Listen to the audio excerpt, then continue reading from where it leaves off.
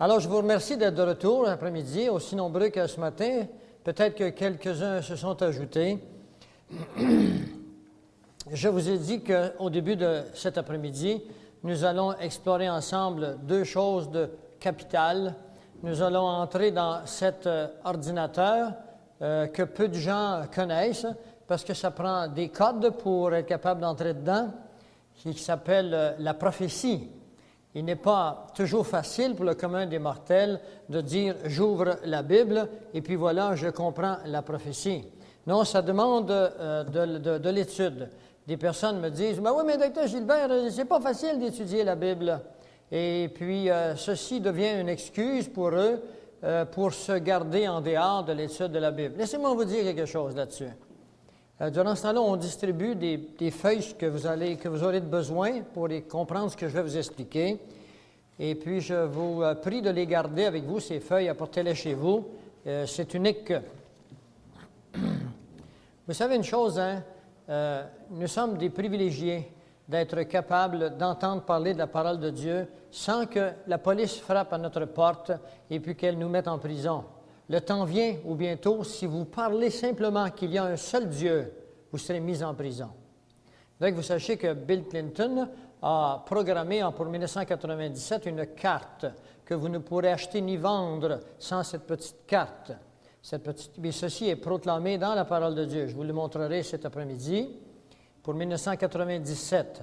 Et également, il y a une nouvelle définition d'un citoyen du monde, parce que je vous ai dit que nous allions vers un gouvernement mondial. Donc, pour avoir un nouveau pays qui s'appellera le monde, la Fédération de la Terre, que je vous ai montré ce matin, eh bien, ceci requiert qu'il y ait un nouveau peuple. Et un nouveau peuple, ça se fait avec une nouvelle personne. Et la nouvelle personne dont il est question ici, ce sont les citoyens de la Terre, tels qu'eux l'ont défini. Et dans leur définition, si vous croyez qu'il y a un seul Dieu, alors là, vous êtes en désaccord avec leur définition. Vous avez un esprit rebelle et antisocial. Et alors, vous devrez être reprogrammé, ou si vous ne voulez être programmé, vous serez emprisonné. Et je vous apprendrai des choses sur cela après-midi. Alors, profitez-en, ouvrez-la, cette parole de Dieu, durant le temps qu'il est encore temps. Parce que la parole de Dieu, ce n'est pas seulement qu'un livre écrit comme ça par des anciens. La parole de Dieu est aussi vraie hier, aujourd'hui, puis elle demeurera vraie parce qu'elle a été écrite par Dieu, par la main de personnes qui n'ont pas décidé, je vais dire ceci au lieu de cela. C'est l'Esprit de Dieu, le Saint-Esprit, qui l'a dicté. D'ailleurs, la parole est claire là-dedans. Toute parole est inspirée de Dieu. Elle est utile pour enseigner, pour reprendre. Alors, si vous pensez de telle façon dans la vie ou d'une autre façon, sachez que vous pensez simplement comme votre façon. Et tous les êtres humains ont une façon différente de penser. Et ayant chacun de nous une façon différente de penser, cela nous amène à avoir chacun notre Dieu différent. Et s'il y a autant de Dieu, votre Dieu à vous, il va dire « respecte », l'autre, il va dire « tue ». Alors, comment est-ce qu'on va s'organiser? Et c'est pour ça qu'il faut qu'il y ait un seul Dieu et que tout le monde soit soumis à ce Dieu. Et ce Dieu de la Bible n'est pas le Dieu des sectes, il n'est pas le Dieu des religions, il est le Dieu de la Bible. Si votre religion ou si votre secte est conforme à la parole de Dieu, restez dans votre secte et restez dans votre religion. Mais si, par exemple, vous avez de la curiosité de voir si les doctrines qu'on vous enseigne sont conformes à ce que Dieu dit, eh bien, achetez-vous une Bible. Vous avez, moi, la Bible, la mienne, c'est la Sainte Bible. La Bible de Jérusalem, la Bible de Louis II, la Bible avec des commentaires de Scofield. Achetez-vous une Bible qui est conforme à la Bible d'hier.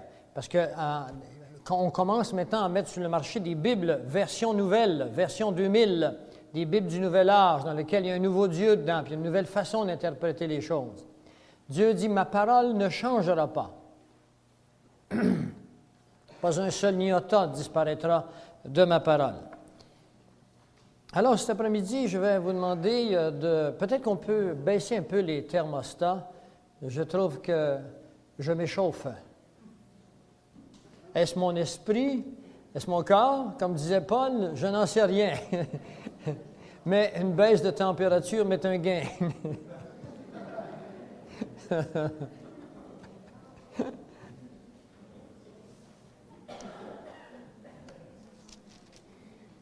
si je vous dis, préparez-vous, on s'en va en voyage, on s'en va, je ne sais moi, on s'en va en Floride, eh bien, la plupart d'entre vous allez dire, bon, alors, je vais prendre l'avion à Bagotville ou me rendre en auto à Mirabel, et ensuite, on s'en va en Floride. Dans votre tête, la géographie pour aller en Floride, vous la connaissez. Ça sera la même pour la plupart d'entre vous si vous utilisez les routes nationales et internationales. Si je vous dis, par exemple, la semaine prochaine, il va y avoir une réunion de telle place, et vous êtes de nature à me croire, parce que vos vies sont cédulées quasiment par année proche. J'ai un fils qui se marie l'année prochaine. Bon, alors déjà, vous êtes limité dans le temps, vous avez un point précis.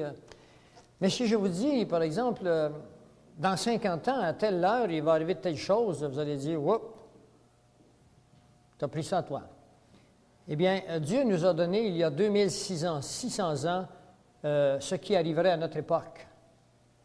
Et nous allons explorer ça ensemble. Ce qui est important pour moi que vous compreniez dans ce que je vais vous dire, c'est que si Dieu est capable de nous dire il y a 2600 ans ce qui arriverait aujourd'hui, ça doit être un Dieu qui a une omniscience. Et s'il est omniscient, il est différent de vous et de moi. Je ne sais pas vous, moi, mais je vais vous dire. Moi, quand je suis arrivé au monde, mon cerveau, il était blanc. Il n'y avait rien dessus. Tout ce que j'ai appris, c'est avec l'effort. Et puis, j'ai mis beaucoup d'efforts dans ma vie pour étudier, pour que ça s'imprègne. Et puis, j'en mets autant pour que ça reste là, parce que j'ai des mémoires qui perdent des notions. Il faut non seulement acquérir, il faut travailler pour le garder, ce qu'on a acquis. Alors, on appelle ça l'entropie, le vieillissement. Vos corps vieillissent. Votre esprit ne vieillit pas, mais vos corps vieillissent. Alors, ce que je veux mettre en évidence, c'est que si ce Dieu était capable de nous dire cela il y a 2600 ans, vous devrez commencer à vous fier à ce Dieu quand il vous dit d'autres choses également. Vous avez un choix. Vous croyez en un Dieu de votre propre ou en un Dieu qui a fait ses preuves. Paul dit, vous êtes bien prêts à accepter un autre Jésus. Facile à accepter un autre Jésus. Il y a un Jésus qui court les rues dernièrement, un Jésus du nouvel âge, un Christ du nouvel âge. Ils ne disent pas Jésus, mais un Christ. Ce Christ se réincarnerait à tous les 200 ou 300 ans.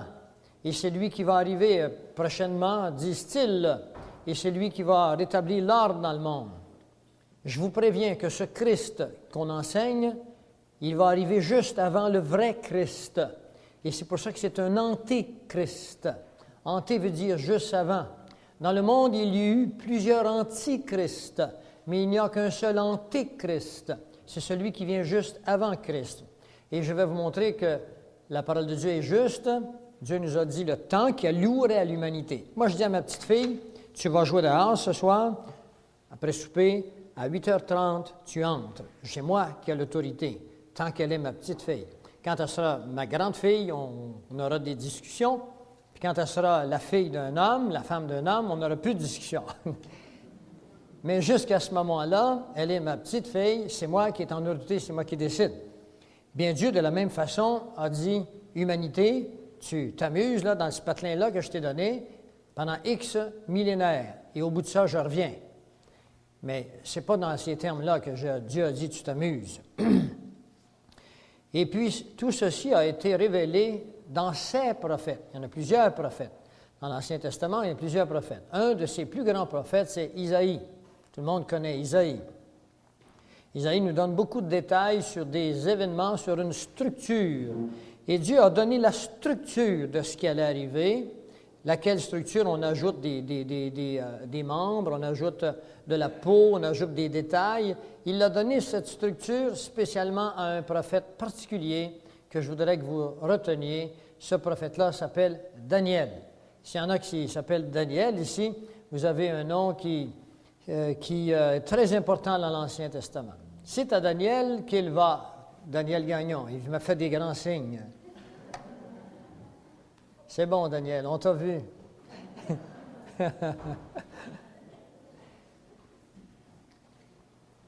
Alors, je vais essayer de vous placer dans le contexte pour ceux d'entre vous. D'abord, combien d'entre vous sont ici qui assistent à une conférence comme la mienne pour la première fois? Levez la main. Bon, il y a sûrement quasiment la moitié de la salle. Pour ceux qui assistent à une conférence avec la Bible pour la toute première fois de leur vie, levez la main.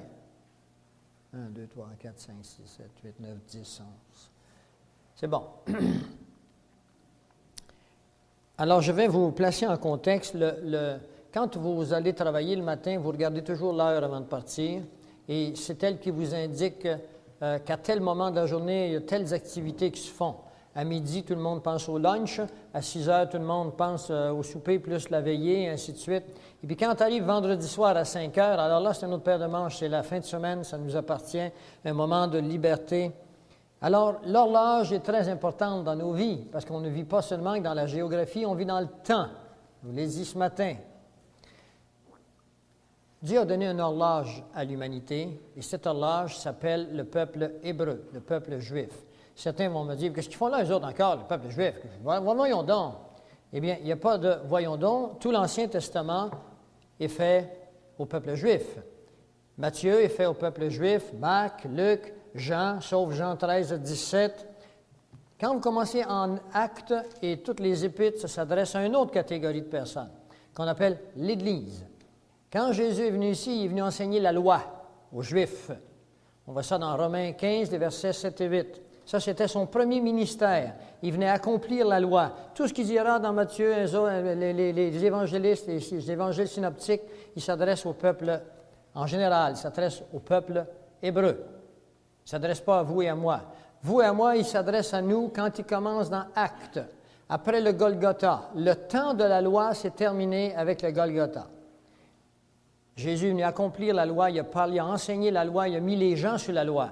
Il dira aux jeunes Hébreux qui dit « Qu'est-ce que je dois faire pour atteindre la vie éternelle? » Il dit « Qu'est-ce que dit la loi? » Il ne dit pas « Je vais te sauver par grâce. » Qu'est-ce que dit la loi? Alors faites attention quand vous lisez les évangiles synoptiques. Ne vous replacez pas sur la loi. Restez avec le Jésus qui, lui, vous a sauvé par grâce. Parce que l'évangile de la miséricorde, elle commence avec les païens dans les actes. Très important que vous saisissiez ces moments. Alors, le Seigneur, lui, dans sa bonté, parce que Dieu est bon, Dieu vous aime, il m'aime aussi, dans sa bonté, il nous a donné des codes pour qu'on puisse se retrouver dans le temps et dans l'espace. Dans Marc 13, au verset 23, il dit « Je vous ai tout annoncé d'avance. Soyez sur vos gardes. » Alors, est-ce que vous êtes sur vos gardes? S'il nous a tout annoncé d'avance, avez-vous fouillé ce qu'il avait à nous dire? Il vous a annoncé quoi? Eh bien, il vous a annoncé une chose. Dans Matthieu, par exemple, il nous annonce qu'il vient pour une première fois. Et puis, il nous annoncera après qu'il vient pour une deuxième fois. Du temps de Jésus, les Hébreux qui connaissaient la loi, les docteurs de la loi, n'ont pas tenu compte des Écritures. Et Jésus est arrivé à Bethléem, ils ne savaient pas que c'était leur Messie qui venait. Ils n'en sont pas rendus compte.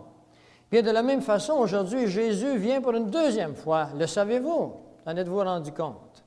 Alors, on va essayer de se situer dans le temps et dans l'espace pour savoir où est-ce que nous sommes.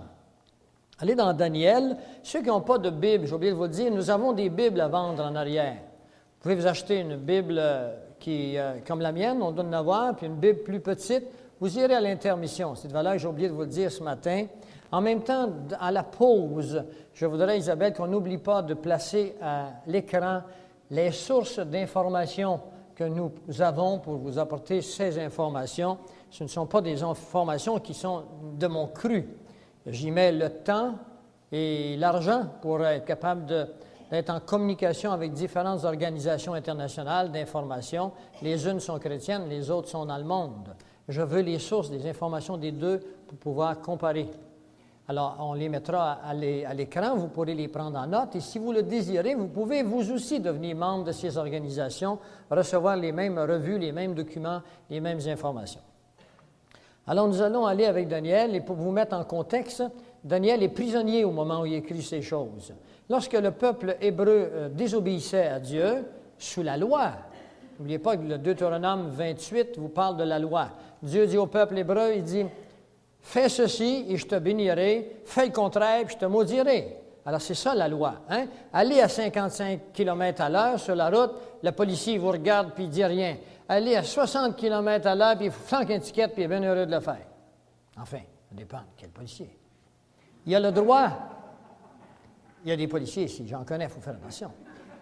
Il a le droit parce que la loi est comme ça. Alors, sous la loi, le peuple a désobéi. Il y a des gens qui me disent, le peuple hébreu, ils ont crucifié le Seigneur. Ben oui, on le sait. Eux et les Romains. On le sait. Et c'est pour ça qu'ils sont encore en malédiction. Dieu leur avait promis un royaume et ils ne l'ont pas. Alors, à chaque fois qu'ils ont désobéi, Dieu les a dispersés. La première dispersion fut faite par les Égyptiens.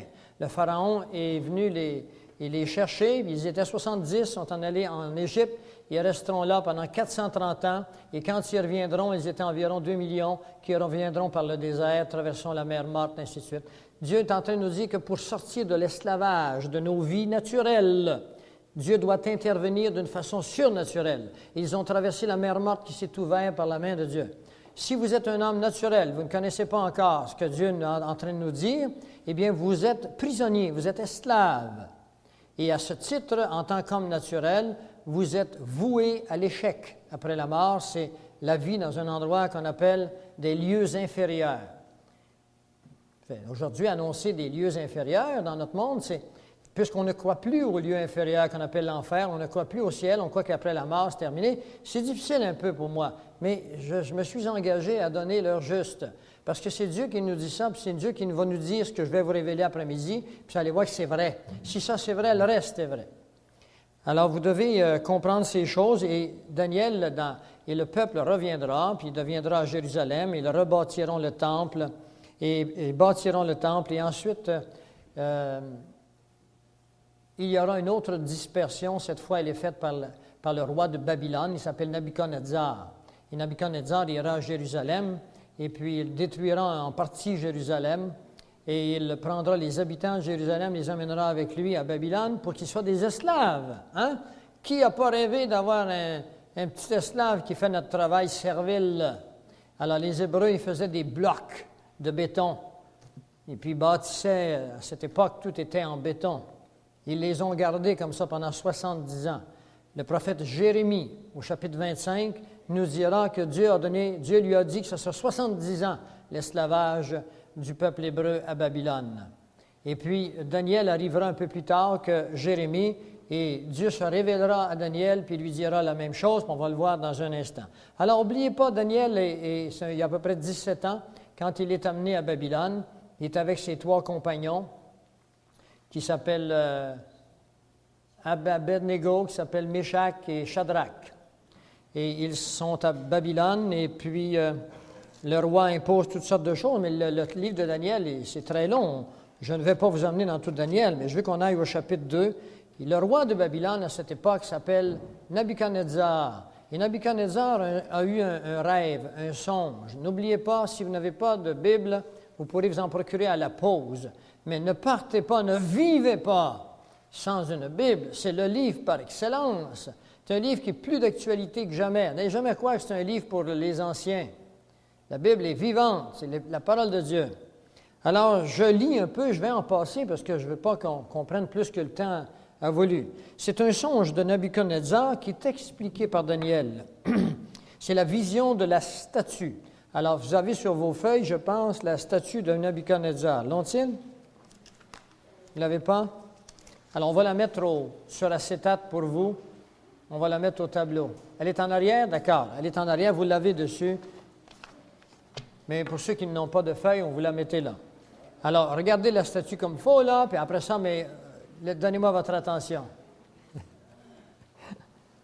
La seconde année du règne de Nabuchodonosor eut des songes. Alors, vous m'écoutez là, parce que je ne voudrais pas que vos feuilles vous empêchent de comprendre ce que j'ai à vous dire, autrement, vos feuilles ne voudront rien dire. La seconde année du règne de Nabuchodonosor eut des songes. Il avait l'esprit troublé, il ne pouvait dormir. Alors, regardez bien ce qu'il a fait, Nabuchodonosor. Il a fait ce que tout le monde fait de nos jours, en 1995. Ce que tout ce peuple dit chrétien au Québec fait de nos jours. Il consulte Jojo!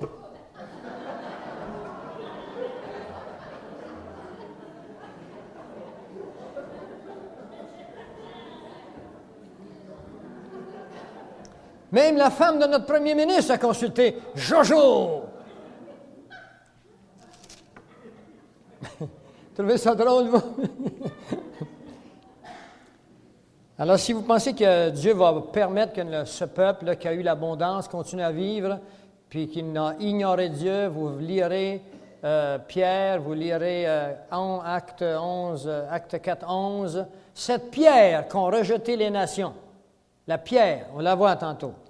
Alors, le roi fut appelé, qu'est-ce qu'il a fait? Il a fait appeler les magiciens, les astrologues, les enchanteurs, les chaldéens, pour qu'ils lui disent ses songes. Ils vinrent et ils se présentèrent devant le roi. Le roi lui dit, écoutez bien, gars, non, il n'aurait pas dit ça. Il a dit, messieurs, il dit, j'ai eu un songe.